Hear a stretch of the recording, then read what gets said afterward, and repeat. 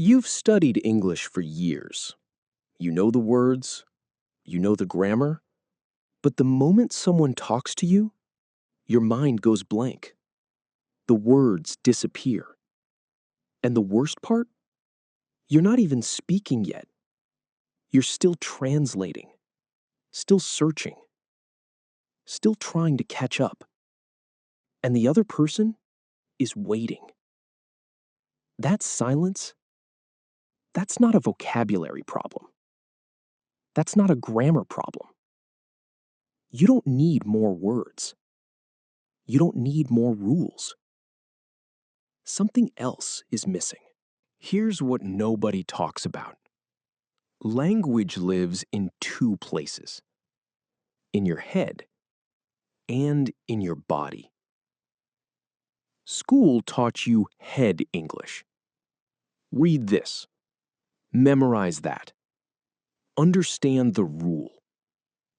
And head English works for tests, for writing, for thinking.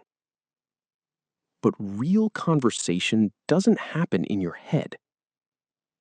Real conversation happens in real time.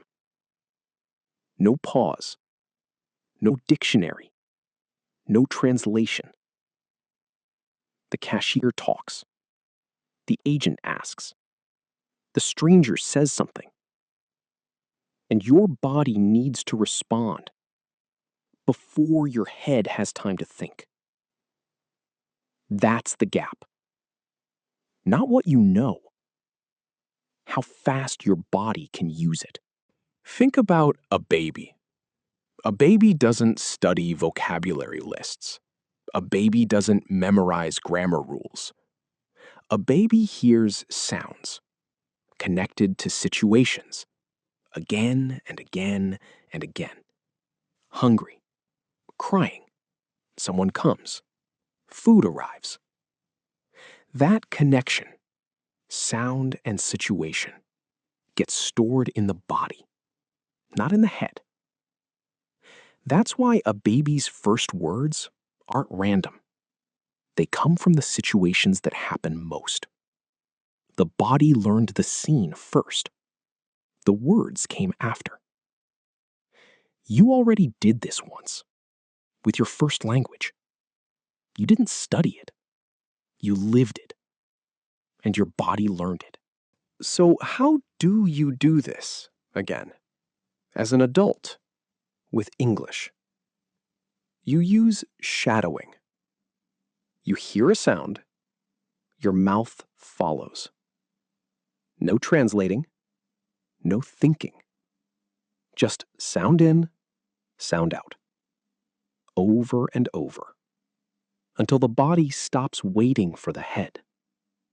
Until the response is already there, before you decide to speak. That's shadowing. That's how knowledge moves from your head into your body.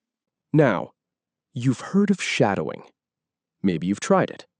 Maybe you're already doing it. Shadowing is everywhere right now. And that's a good thing. But here's a question nobody asks. Are you shadowing the right way? Because there's a difference between shadowing that sounds like practice and shadowing that actually changes how you speak. Most shadowing looks like this. Here's a sentence. Repeat it. Here's another sentence. Repeat it. You practice the sounds. You practice the rhythm. And that's better than nothing. But your body is still missing something. Think about the baby again. When a baby hears a word, they don't just hear a sound. They hear a sound inside a situation. Hot. Said near the stove. Said before something burns. Said with a certain look on someone's face. The baby doesn't understand the word yet, but the body starts to connect. This sound, this situation, this response. That connection is what makes the word real. Not the sound alone. The sound inside the scene. Your brain stores language the same way. Not sentence by sentence. Scene by scene. Think about walking into a coffee shop. You already know the shape of it. Someone greets you. You order. They confirm. You pay. You wait. You didn't memorize those steps.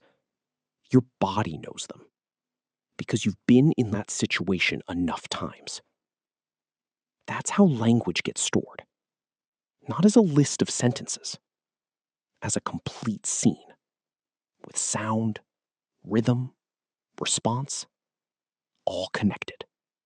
This is why a scene is bigger than a sentence in your brain. A sentence is one piece. A scene is the whole picture. And the whole picture is much easier to remember than one piece alone.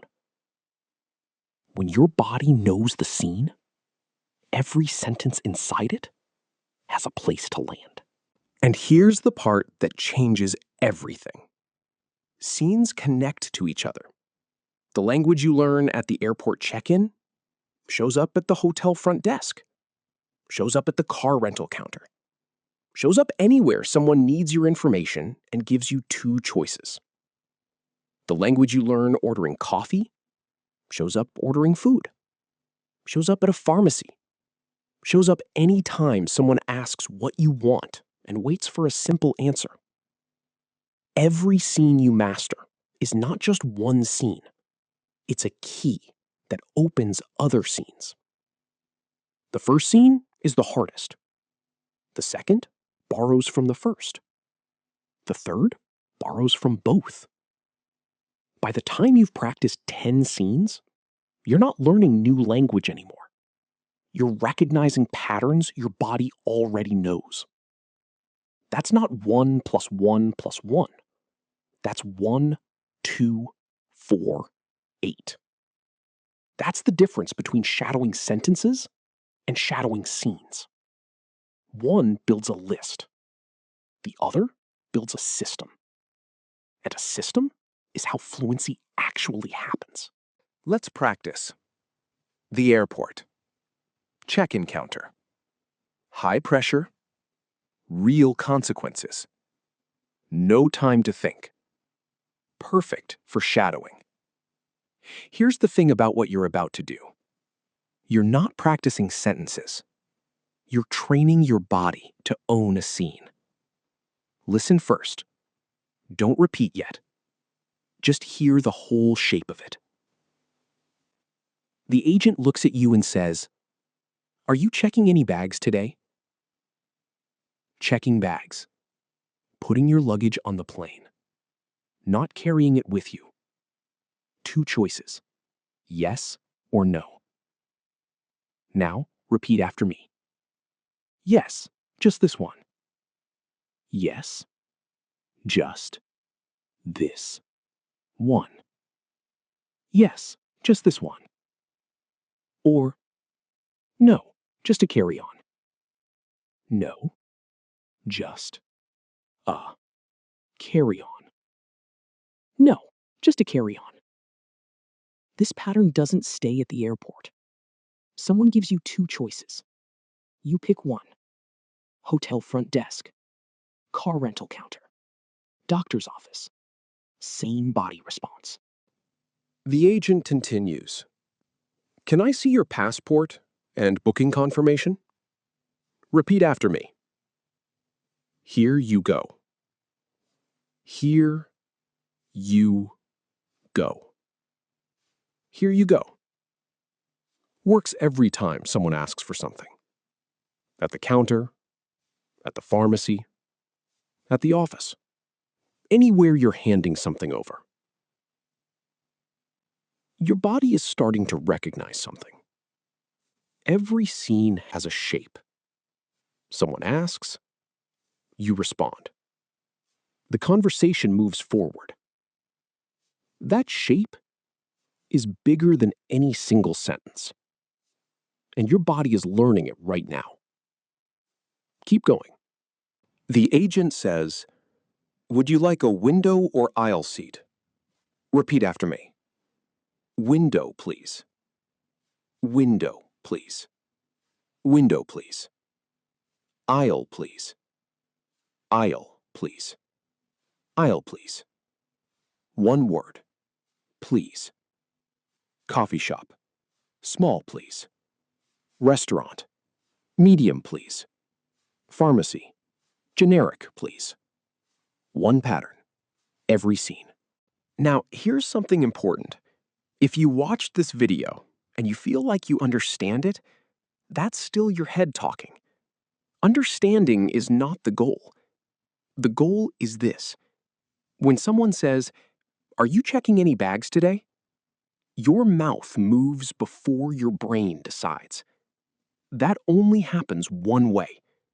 Not by watching once, not by understanding once, by coming back, by running the scene again and again, until you stop thinking about what to say and your body just says it. And the scene you just practiced, it didn't give you airport English. It gave you a pattern, a shape, a way your body now knows how to move through a real conversation. That pattern goes with you into the next scene, and the next, and the next. 10 scenes feels like a beginning. 100 scenes, something starts to shift. The patterns connect. The responses come faster. But 1,000 scenes, that's not just more English. That's a different relationship with the language. It's not something you speak anymore. It's something you live in. That's what we're building here. One scene at a time. See you in the next one.